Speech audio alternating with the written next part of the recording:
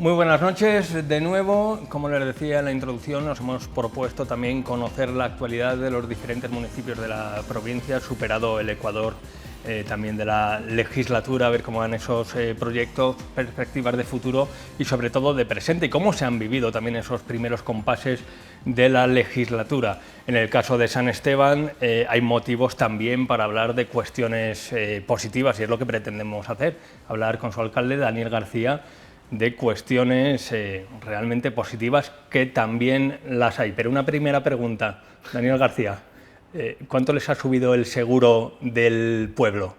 Buenas noches, Iván. De momento nada. De momento seguimos trabajando para... La renovación del seguro tiene que ser, vamos... Bueno, yo creo que también lo mejor de las noticias negativas que hemos tenido durante este año, con lo que tiene que ver con el puente, la Peña Magdalena, situación de bodegas, es que no ha pasado nada a nadie, que no ha habido daños personales que lamentar. Y bueno, yo creo que al final es una cosa que nos tenía que suceder. Yo siempre lo digo, hay que ser optimista, hay que ser positivo.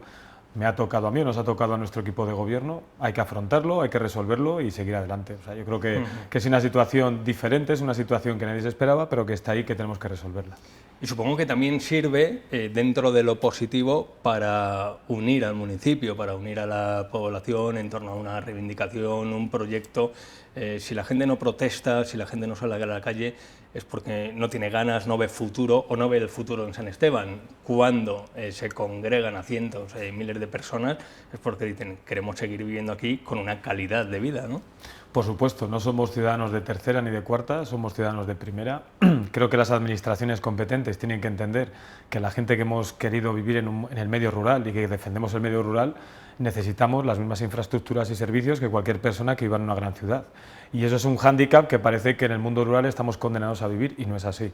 En San Esteban es cierto que con lo que sucedió con el puente, salimos a la calle, nos hemos unido más, siempre hay gente que puede ser más díscola, ¿no? Pero bueno, en líneas generales todo el mundo quiere esa infraestructura, quiere que nos hagan caso y quieren esa variante nueva que nos permita tener un plan de movilidad, un plan de seguridad y un plan de vivir tranquilos, sabiendo que vamos a tener los servicios que cualquiera tiene en cualquier sitio de la provincia. Yo me limitaría a que Soria creo que nos faltan muchas cosas y hay que reivindicar más por Soria, pero sí de ciudades más grandes de España. Se ha pasado mal, ¿no?, en ese periodo, con el puente cerrado, los vehículos que venían de Madrid, de Segovia, teniendo que venir por Aranda de Duero, buscar alternativas, las labores agrícolas, e incluso una persona también falleció, en principio también después de recibir de forma tardía, ¿no?, la atención sanitaria. Pues sí, en verdad que fueron semanas muy duras para todos y sobre todo era tétrico, dantesco y era muy triste el ver cómo personas con movilidad reducida no podían apenas pasar por la infraestructura del puente y cómo estaba, cómo los niños y niñas del municipio de nuestras pedanías tenían que hacer prácticamente 50 minutos de autobús para cruzar 170 metros, cómo la gente poco a poco le iba minando la moral, cómo las empresas constantemente perdían cuota de mercado, cuantía económica, ventas, el 50% de facturación en algunos casos, cómo el pueblo se apagaba y cómo nuestro municipio en general sufría y languidecía, pero también afectaba a la provincia. Tenemos que recordar a los telespectadores que el puente de San Esteban es el nexo de unión del suroeste de la provincia con ciudades tan importantes como Madrid o comunidades autónomas tan importantes como es Madrid, donde cada fin de semana entre 300 y 500.000 personas salen fuera y somos un destino. Y además mucha gente de Soria está en Madrid o en provincias limítrofes. En Segovia también es una vía de unión. Al Burgo de Osma llegarán por esa vía, por supuesto, ¿no? Incluso yo recuerdo que al inicio gente con las matanzas del Burgo de Osma, que son famosas en toda España, que se dirigía hacia allí y lamentablemente pues tenían que pararse a un lado del puente, cruzar andando, otro autobús que les recogiese. Es decir, fue totalmente una situación vivida muy complicada. Yo evidentemente, y como le toca a cualquier alcalde, tiene que defender a sus vecinos, tiene que ponerse al frente y no mirar de quién es competencia o no, sino buscar soluciones y luchar por las personas. Y hemos demostrado que San Esteban está unido, que San Esteban quiere algo que es bueno para el municipio y que San Esteban también sabe reivindicar sin faltas de respeto, sin voces, sin gritos, sin nada. Fuimos capaces de movilizar a más de 3.000 personas, 2.500, 3.000 personas, pacíficamente, reivindicando lo que queríamos y simplemente exponiendo el caso que teníamos encima de la mesa, que es que debemos ser escuchados y que las administraciones competentes deben tomar ya cartas en el asunto. ¿Ha echado en falta en esas concentraciones algún miembro de la corporación municipal? Sí, por supuesto, la oposición debería haberse puesto allá al frente con nosotros, porque este no es un tema político. Lo que pasa es que la política a día de hoy está polarizada, la sociedad en general. Parece que o eres de unos o de otros. No, hay ciertos temas que no tienen que tener color político, y un puente no entiende de colores políticos. Las personas que cruzan por el puente votarán al PP, votarán al PSOE, votarán a Vox, no votarán, votarán a otros partidos, etcétera. Y creo que ese es el gran fallo garrafal de las personas o de ciertas personas que se lo toman desde la parte política. Yo hubiera actuado exactamente igual, estuviese quien estuviese en el gobierno, porque lo que reivindicábamos era de justicia, es decir, si esto no sucede un 10 de marzo, enviamos una carta al ministro de Transportes, del cual no he recibido respuesta, he pedido citas y no me las ha dado, y también le hago un llamamiento, no sé qué tiene que temer, y se lo digo por enésima vez, un señor ministro con todo su conocimiento frente a un humilde alcalde como yo que simplemente va a reivindicar lo que es necesario. Pero hemos pedido una infraestructura, la rehabilitación integral de este puente actual, que además es una joya patrimonial, y lo que queremos es que se rehabilite y no que sea una carrera, no que sea un sprint ni que se haga en tiempo récord, sino que se haga una rehabilitación, que se mantenga, que sea un puente que si es necesario cerrarlo durante un año para poder rehabilitarlo, que lo hagan, pero que tengamos una alternativa de paso para los vecinos. No podemos estar condenados a ir a 50 kilómetros en el mejor de los casos, ¿no? Que hagan una variante definitiva entre la Nacional 110 y la 11, que lleva muchos años planificada, hay rumores ya de que en su momento se había visto, incluso en una reunión de las que tuvimos de seguimiento, que estábamos condenados, y lo digo no por las fuerzas y cuerpos de seguridad del Estado, que nosotros agradecemos y mi total apoyo para ellos, pero nos teníamos que reunir en el cuartel de la Guardia Civil por instancia del señor subdelegado de Gobierno de Soria, que la situación también era un poco, bueno, fuera de lugar, ¿no? Porque si pasa algo en un municipio, vas al ayuntamiento, que es la casa de todos, reivindicábamos esa variante definitiva, vimos un plano, mi compañero, el presidente del partido y de la Diputación, Benito Serrano, y yo, un plano donde ya estaba definida o donde había un esbozo, un boceto, ¿no?, de lo que podía ser esa variante, y por supuesto, como somos conscientes de lo que tarda en llegar una variante de este tipo y las inversiones en Soria que parece que se retrasan más, así que hago un llamamiento para que empiecen a tenernos como una provincia donde invertir, que tengamos una alternativa, ¿no? O sea, es decir, rehabilita lo que tenemos, haznos el puente o la variante o el viaducto del futuro que tenemos y que nos merecemos, y entre medias danos una vía de paso para poder atender las emergencias, el transporte, y que no estemos condenados a lo que estamos condenados durante todo este tiempo. El último derribo que, con una revisión desde la Sala Bar, por lo visto no fue en el puente, pero fue muy cerca, fue en San Esteban de Gormaz, ¿no? Entiendo. No fue en Pernambuco, no, fue en San Esteban de Gormaz. Y es en el primer ojo del puente, junto con la travesía, que quiero recordar que es competencia, también es una carretera nacional, la 110. Me gustó mucho tu comentario de la línea de fuera de juego, porque parece que hubo que sacar el VAR y hubo que analizar a ver lo que estaba. Y el cartabón, ¿no? Pero es que, sinceramente, no entiendo ni siquiera esta polémica, ni siquiera entiendo la actuación que hubo por parte de la administración competente, que en este caso es el Gobierno de España. Lo que ellos hicieron... Vamos a escuchar a Miguel Latorres, el subdelegado del Gobierno en Soria, con respecto a esta cuestión. Queremos desmentir un bulo más que en torno al puente de San Esteban está difundiendo el ayuntamiento de la localidad, asegurando que había habido un nuevo desprendimiento en ese puente. Este desprendimiento no ha sido en el puente. Sí podemos aclarar que el desprendimiento se ha producido en una parte de las aceras que discurren en la zona de afección de la Nacional 110, en la travesía de San Esteban, junto al canal de la Harinera, y que precisamente en su día reparó a su costa el propio ayuntamiento. Lo que sí creemos es que el ayuntamiento debería revisar las obras que realiza y hablar con la concesionaria del canal. El ayuntamiento en su día, liderado por Aguilera, que era alcaldesa del Partido Socialista, que está bien que se hagan y se acometan obras. También esto de los bulos, últimamente a todos los niveles, no porque lo diga Miguel Latorre ni el delegado, es recurrente, da para mucho, ¿no? No sé, hay ciertas palabras que parece que son un comodín, ¿no? El bulo, el fango, todo esto. Pero bueno, yo no entiendo realmente sus comentarios. Creo que además dispara en diferentes direcciones y no acierta ninguna. Y esto es muy claro, ¿no? Hay un desprendimiento, es ver cierto que es el canal de la Harinera, es el primer ojo del puente, competencia del Gobierno de España. Además, incluso se cae el punto kilométrico, el pivote que marcaba, la señalización, o sea, absolutamente todo. Muy simbólico, ¿no? Sí, todo. Incluso hay una parte de la valla que se cae y que además las personas que están trabajando están intentando recuperar porque es una valla muy antigua, ¿no? Pero lo que es cierto es que la obra la está ejecutando la carreteras como tal, o sea, que es competencia de la Administración del Gobierno, que es competencia del Gobierno central. Y fue cuando realizaron la obra del puente, vieron que, bueno, que en la escollera, yo diría más un poco los gaviones que hay debajo de la acera, que tenían un poco de problemática y dijeron, pues vamos a arreglar 15 metros. Pero son ellos los que están ejecutando esa obra, no es el ayuntamiento. Yo no voy a revisar una obra que no es mi competencia. Si es su competencia, lo que pasa es que yo creo que este escenario y ya un poco las excusas peregrinas que el señor Latorre nos ha puesto en varias ocasiones, pues son para escribir un libro.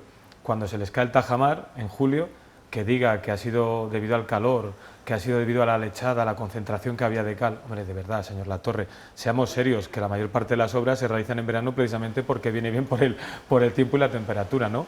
Y que ahora busque una... Tira más la lechada, ¿eh? Sí, exacto, por eso te lo digo. Y que ahora, un poco de eso.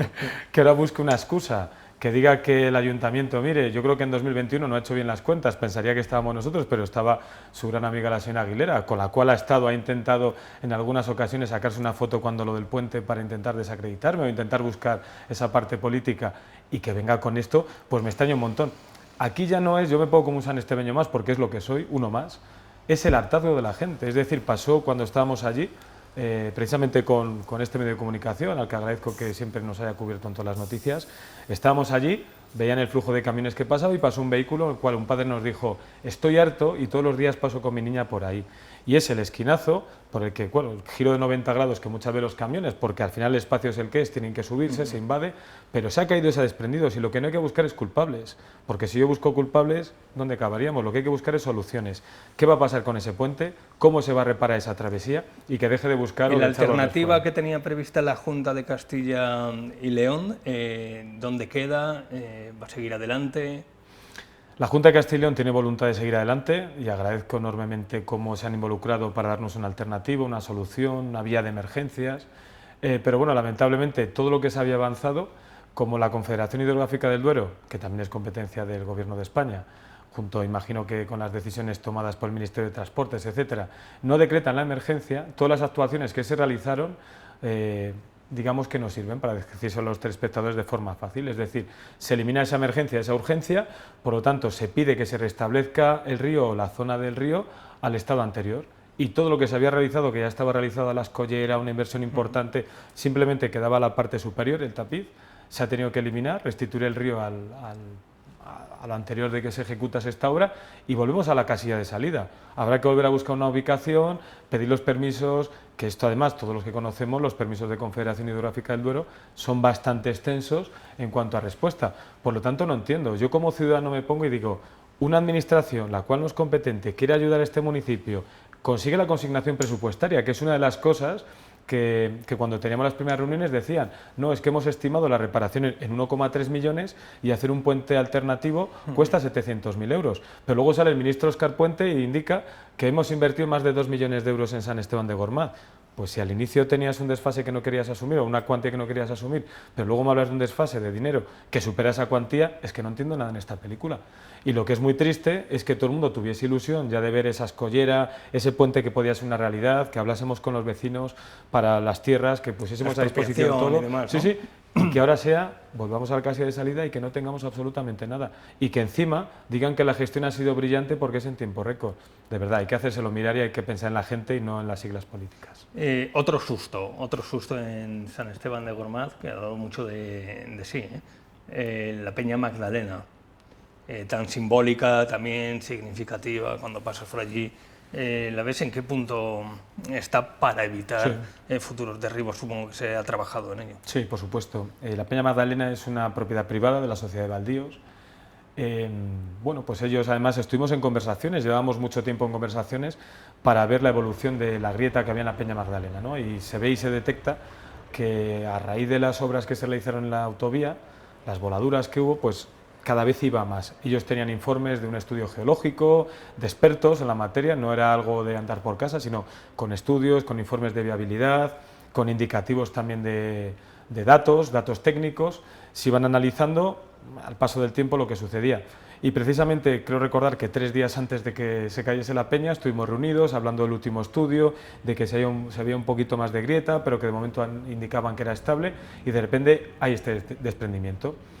Hay que ser conscientes que para ellos, por una sociedad, una asociación de este tipo, de vecinos, de propietarios de tierras, que pase esto, pues nosotros nos hemos tenido que poner a ayudarles, a ser una parte más del equipo de trabajo para intentar resolverlo, porque al final lo que necesitamos es garantizar la seguridad de los vecinos.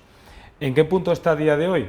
Pues hace un par de semanas tuvimos una reunión hablamos con los vecinos sobre todos los edificios colindantes y les indicamos en el punto en el que está. La Sociedad de Baldíos ya tiene un proyecto encima de la mesa para ejecutar. Se va a hacer una zanja y un muro, un caballón que se llama, para las medidas de seguridad, y esa peña se desmontará de forma manual porque no se pueden hacer voladuras debido a la cercanía a las viviendas en breve. Y queremos que se ejecute con máxima urgencia para que no llegue el frío invierno, las lluvias y demás, y que todo esté a salvo y que toda la gente esté tranquila. Pero insisto, hago un llamamiento a la calma. No ha habido ningún movimiento, ni la grieta va a más, ni nada por el estilo. Ya hay un estudio, hay geólogos, hay ingenieros de minas, de caminos, de absolutamente todo, revisando el proyecto, incluso nuestro departamento de urbanismo, y hay un proyecto encima de la mesa, los vecinos están informados, la colaboración ha sido plena por parte de todos y va a haber 2 medidas de seguridad importantes para que ninguna piedra alcance a los edificios colindantes. Pues se lo iremos contando. Vamos a hablar de algunos proyectos de futuros. El proyecto de Aguas Bravas, por bromear, pero se la están jugando también, ¿no? Con lo de Aguas Bravas también, ¿no? Bueno, yo creo que al final el proyecto Aguas Bravas es un proyecto que desde hace muchos años se iba hablando. Es cierto que ahora con lo del puente pues parece que tiene más sentido lo bravo, pero bueno, sabes que cuando yo entré en Diputación tuve la suerte y la fortuna de que confiaron en mí el Departamento de Reto Demográfico y Fondos Europeos. Asumimos proyectos dentro de Plan Soria, como es el de Aguas Bravas, y bueno, hemos estado realizando diferentes estudios e informes preceptivos para poderlo licitar el proyecto. Hemos hecho un levantamiento topográfico, un estudio geotécnico, tenemos también el informe de viabilidad, hablamos con la Confederación en su momento, a la cual es cierto que me atendieron muy bien en esta reunión, hablamos, incluso me dieron un informe de posibles cosas que teníamos que tener en cuenta de cara al desarrollo de ese proyecto. Se ha firmado un convenio Diputación, Ayuntamiento y la Federación de Piragüismo de Castilla y León, porque es importante, ¿no? No es como hacer un campo de fútbol, es algo que solo hay 2 en España y este sería totalmente referente y es una iniciativa importante para el reto demográfico. Y en el punto en el que estamos es que estamos ya muy cerca de hacer el encargo del proyecto y la posterior encomienda de la obra. Es una obra importante, estamos hablando de en torno a unos 2 millones de euros y también queremos que sea algo dinamizador de la zona, incluso creando un centro de tecnificación deportiva o posibles edificios que estén vinculados. El deporte es algo muy referente en San Esteban y que un municipio como el nuestro tenga deportes tan claves como es un circuito de motocross, como un circuito de Aguas Bravas, con todo lo que tenemos ya, pues en verdad que nos posiciona como un referente a nivel de España. El circuito Cabeza de Perro, ¿no? Claro. Mítico, ¿no? Mítico y conocido a nivel nacional, sin duda. La misma semana que conocíamos ese derrumbe de parte de la travesía, conocíamos también una buena noticia, una muy buena noticia. Eso también habla del dinamismo, ¿no?, de un municipio, que va alternando alguna que otra mala noticia con buenas noticias. El Centro Nacional de las Cortes de Castilla y León, que va a estar situado en la calle Mayor del municipio. Sí. Para eso hay que postularse, ¿no? Sí, en verdad que yo agradezco a todo el equipo. Nosotros cuando entramos ya indicamos que queríamos hacer cosas totalmente diferentes, que queríamos impulsar, que había un plan, una estrategia. Y yo lo digo siempre, al final yo vengo del sector privado y para mí esto tiene que ser, primero, que la gente que trabaja ahí sienta el ayuntamiento como su propia casa, como que es parte suya, como si fuese un propietario, ¿no? Y qué harían y qué decisiones tomarían con ello. En segundo lugar, hacer una estrategia que nos impulse en todos los motores de desarrollo, por ejemplo, el tema del turismo cultural, patrimonial, que en San Esteban es muy rico, y a partir de aquí, pues bueno, la atracción y retención del talento, viviendas, un montón de temas. En el tema cultural y turístico patrimonial hemos conseguido un 2% cultural, hemos conseguido un hub de innovación turística, un proyecto que se llama Progresar Gormaz para intentar desarrollar la Puerta de San Gregorio y ahora pues también un proyecto, el que ha sido el más valorado de toda Castilla y León, hemos quedado los números 1, el único de Soria, y es para poner en valor un hito histórico, ¿no? Nadie tiene las primeras Cortes de Castilla, San Esteban de Gormaz las tiene en 1187 y queremos que sea un espacio que además dentro del ámbito de regeneración urbana es un espacio en la calle Mayor que estaba en semiabandono. Hemos adquirido un inmueble y queremos que sea ese espacio y queremos además que cuando la gente vaya entre en un salón, un espacio donde se encuentra Alfonso VIII y puede interactuar con él como si fuese un concejo de los que se vivían, ¿no? Y es algo que tiene que ser referente. Tenemos que cambiar el chip. En Soria hay mucho potencial.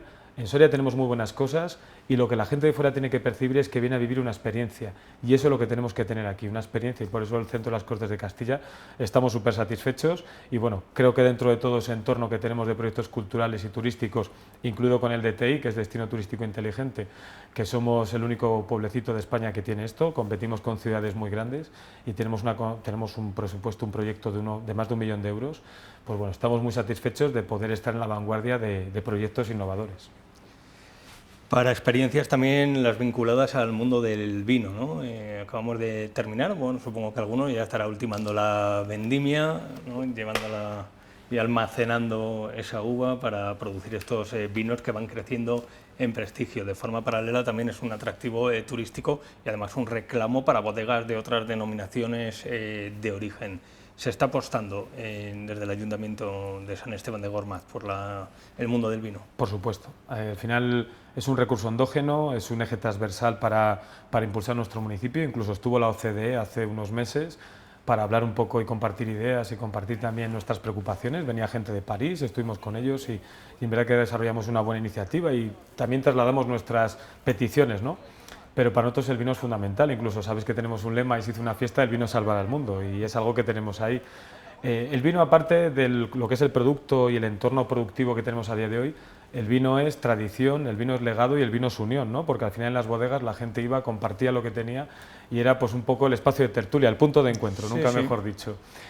Pues para nosotros tenemos varios proyectos, aparte de los ciclos de vitivinicultura que hay, tenemos un proyecto que está vinculado a la Escuela de Interpretación de aquí, de Traducción e Interpretación, que es un proyecto de 60.000 euros.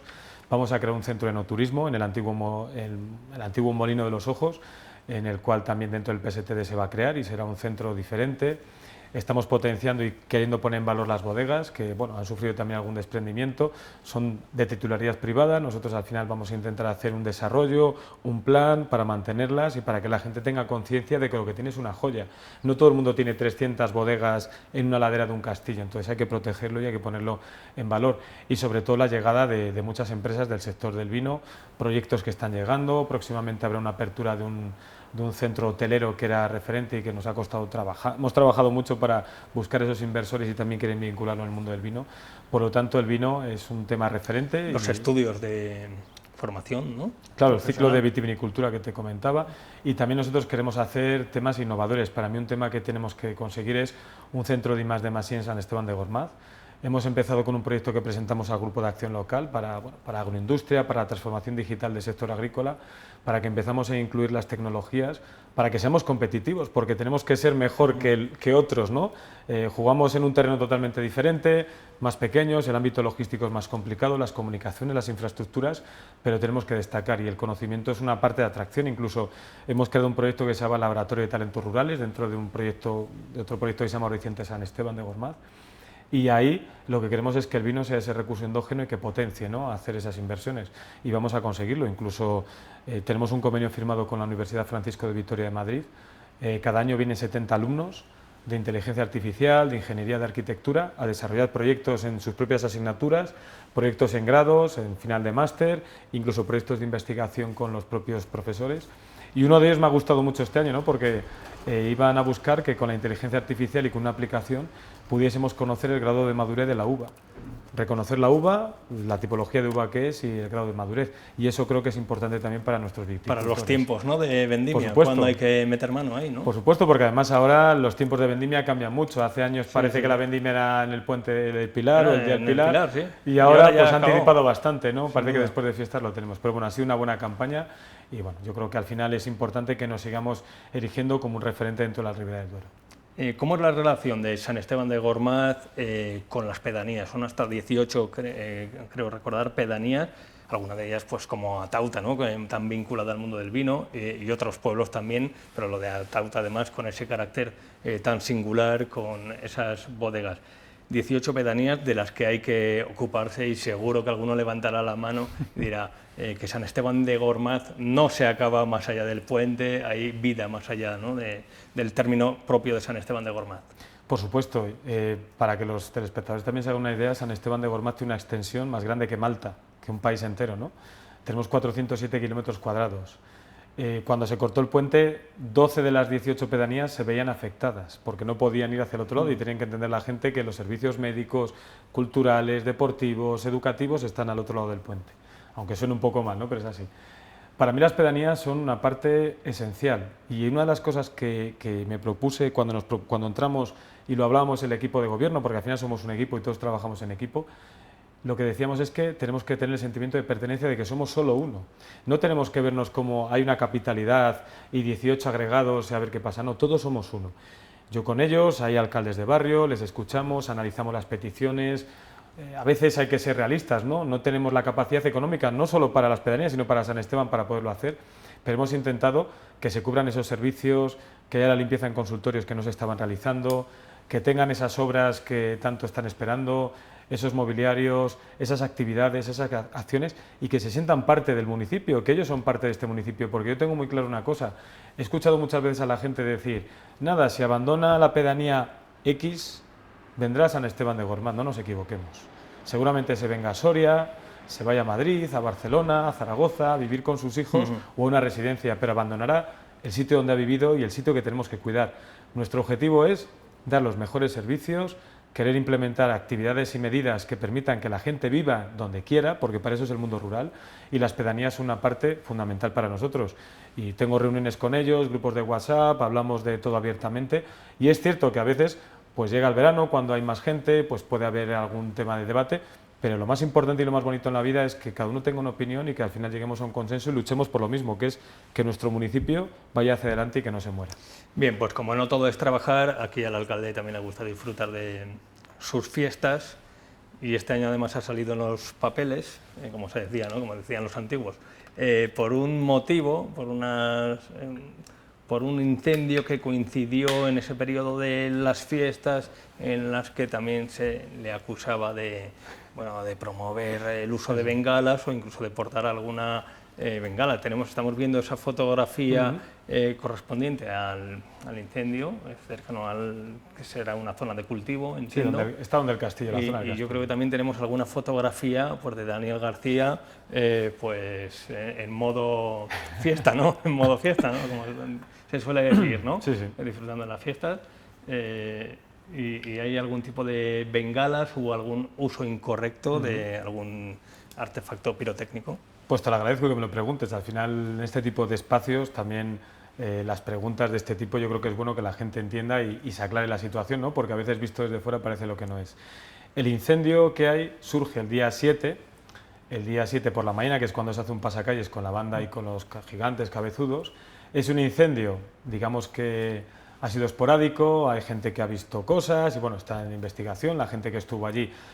Como tantos otros incendios. No se sabe el otro día hubo un causas, incendio ¿no? también esporádico cerca del transformador eléctrico y nadie, no es tema de bengalas, ¿no? Incluso eso era por la mañana, no había ninguna bengala ni absolutamente nada. Lo que había eran cohetes sonoros. Decían que si el cohete sonoro había sido, y bueno, la varilla estaba pues como a 5 metros donde se había lanzado, porque incluso yo di indicaciones de que, a pesar de que sean sonoros, no son de estos que tienen las típicas bolas que sueltan luces y pueden tener chispa, que vamos a prevenir y vamos a intentar tener pues cuidado en este tipo de cosas. Pero lo que no cuentan es que yo abandoné ese pasacalles en cuanto pude y estuve con otras 40 personas apagándolo. Que es mi deber, es lo que tengo que hacer. Un alcalde tiene que estar al frente de las cosas y tiene que mancharse y tiene que estar en el barro, como se suele decir coloquialmente. Apagamos ese incendio, vimos además que había una llama bastante importante, un foco que venía desde el túnel, pero bueno, se extinguió, continuó la fiesta, el 7 por la noche hubo la salve, todos bajamos bailando, no hubo ninguna bengala, y sí que es cierto que la juventud, de la cual me siento muy orgulloso de ellos, me siento parte de ellos y agradezco que además quieran que yo sea una parte de ellos, porque son parte del pueblo y es nuestro futuro y es nuestro relevo generacional. Ellos tienen que coger las tradiciones y ellos son un motor esencial. Y lo he dicho antes, yo soy uno más. Yo no soy el señor alcalde ni el don. Yo soy Daniel García Martínez, alias Dani para todos, el marido de Luisa, el que llegó hace unos años aquí y ahora es el alcalde del municipio. Y soy uno más para todo. Y yo creo que también es cierto que hay que diferenciarlo y hay que disfrutar con la gente y hay que bailar. Y tienen que verte que eres cercano y que eres uno más. Esas polémicas de bengalas, pues bueno, pues durante las bajadas de los toros llevo unas bengalas de mecha fría, que no queman ni nada, que son más de luz, y bueno, pues la gente joven la saca y todos disfrutamos, pero es que la gente mayor está allí alrededor y disfruta, porque en San Esteban la bajada de los toros es bailar y demás.